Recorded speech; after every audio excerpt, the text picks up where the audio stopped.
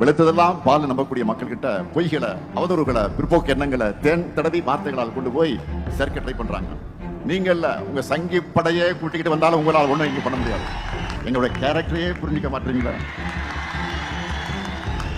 அன்போட வந்தா அரவணைப்போம், ஆணவத்தோட வந்தா அடிபடைய மாட்டோம், எதிர்த்து நிற்போம்.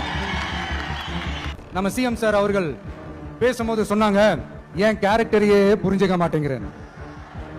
இது சினிமா டயலாக் இல்லையா? நான் ஏதாவது பேசினா சினிமா டயலாகா?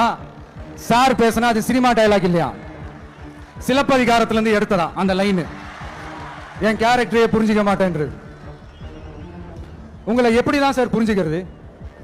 எந்தெந்த விஷயத்துலலாம் சார் உங்க கேரக்டர் நாங்க புரிஞ்சுக்கிறது? அதையும் நீங்களே சொல்லிட்டீங்கன்னா கொஞ்சம் நல்லா இருக்கும் சார். சட்டம் ஒழுங்குல நாடே சந்தி சிரிக்குது அதுலயா? பெண்கள் பாதுகாப்புல நாடே சந்தி சிரிக்குது அதுலயா?